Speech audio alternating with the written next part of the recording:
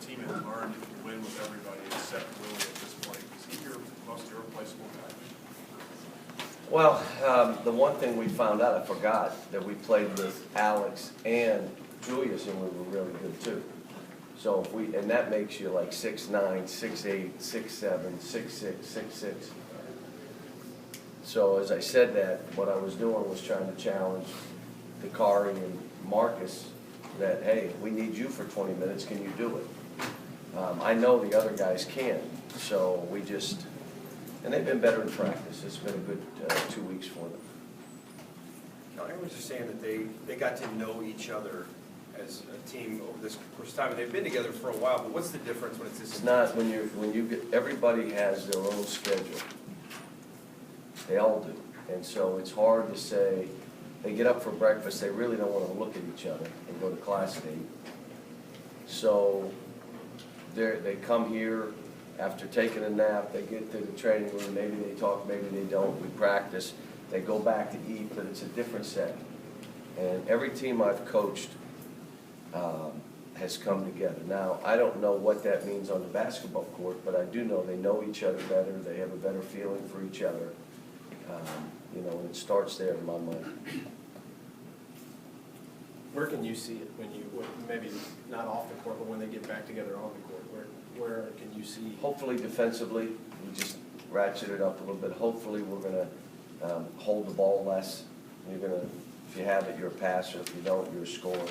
Which means when you do catch the pass, you're in attack mode or shooting mode. You're not holding it for everybody to play. And hopefully they've learned that and they see the benefit of it.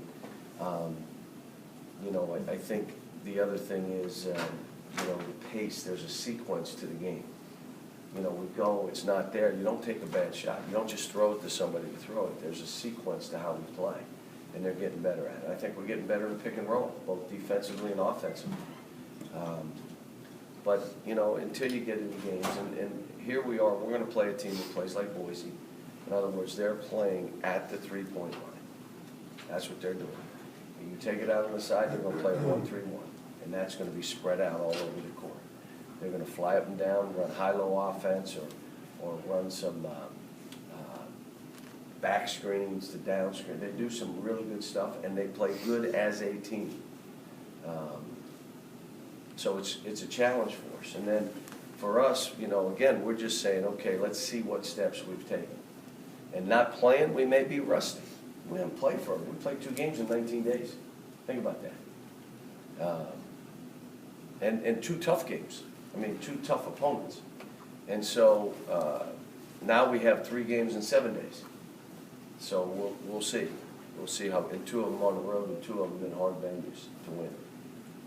John, with those 2 road games looming, how important is this one to get up on the right step? And what are you looking to see besides the W? I just want to see that there's carryover.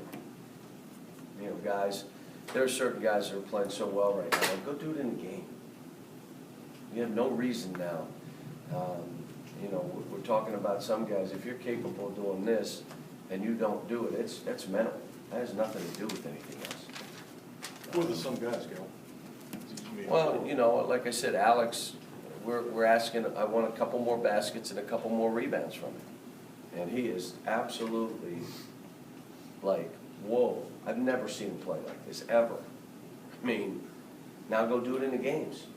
And so Andrew is really in an attack mode, down and ready before he catches the ball, giving it up early. Now play that way. And just go play that way.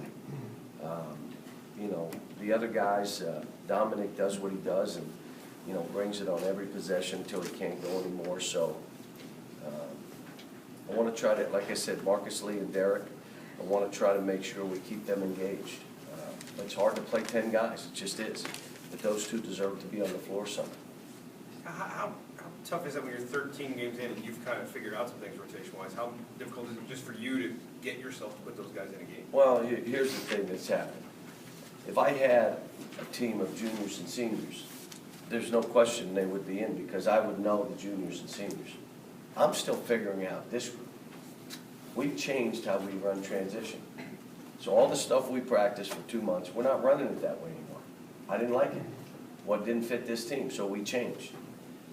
if you have a veteran team, you can play 9 and 10 guys. And then when you hit the real games, you're down to 8.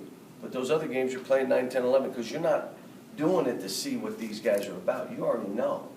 That's the difference in coaching young teams. And I'm going to say it again, this is the youngest team I've ever coached, and I coach all the young teams. This team is, and good kids. I mean, I still, people say, hey, how is it coaching so-and-so? I said, this is the greatest group of kids I've ever coached. I mean, their basketball habits are bad. Their response to situations, bad. But they're great kids.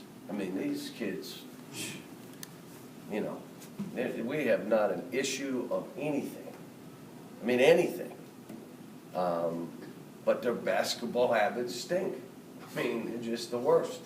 I'm telling you. But they're changing. I'm seeing it right before my eyes. And if we can get them where we need to have it, then, it's on. Right now, it's still, let's see it in games now.